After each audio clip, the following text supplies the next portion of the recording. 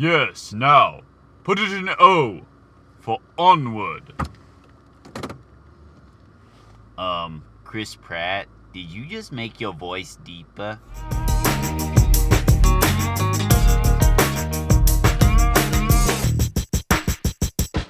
Alright, so my Rocket Raccoon impression needs a little bit of work.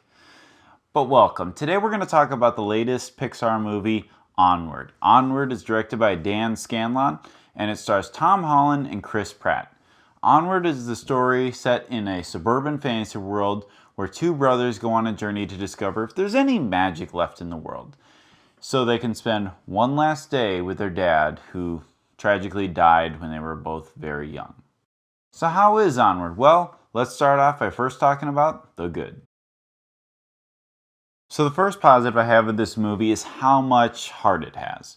Pixar movies continue to amaze me with how much heart they bring to the table.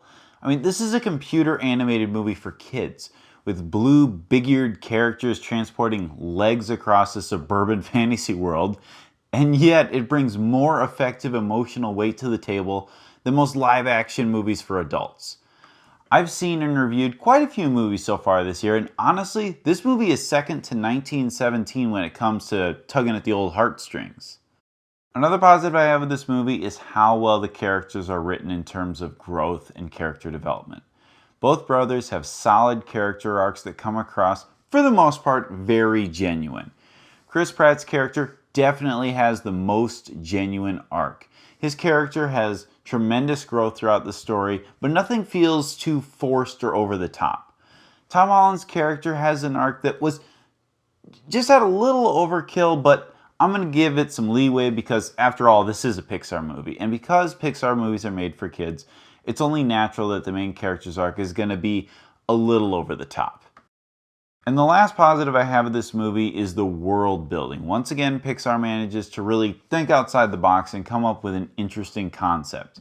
The concept being that once upon a time, there was magic, but it was difficult to master, and as technology developed, people stopped seeing magic as a necessity, and it became a thing of the past. And that's why our two main characters are on a quest to discover magic once again. It's a really interesting concept, and this movie does a great job with the world building along the way. And one last thing, speaking of technology, there's a lot of cassette tapes in this movie, so just prepare yourself to feel old when your kid leans over and asks you what that thing is.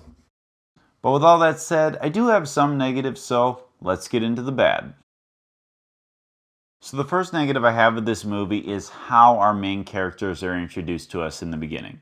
When our characters are first introduced to us, their personalities are just turned up to 11. They're extremely over the top and on the nose. When we first meet Tom Holland's character, it's really obvious that he's quiet, shy, and pretty much scared of everything. And then when they introduce his brother, Chris Pratt's character, he's loud and outspoken and fearless. And the movie makes sure that it reminds you like 6 times that they're complete opposites of each other. Now I say in the beginning because once you get about 20 minutes into the movie, it dials them back a bit. Look, I get what they were trying to do.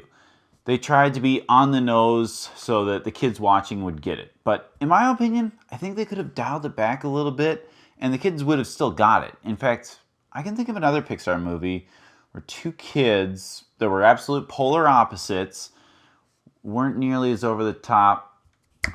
That's right, Violet and Dash. Their characters' personalities were written far more subtle in The Incredibles. And guess what? Kids completely understood that they were polar opposites. Another negative I have with this movie is the side quest that Julia Louis-Dreyfus and Octavia Spencer's characters take. It's a subplot that is basically forgettable, and frankly, every time the movie cut to it, I got bored.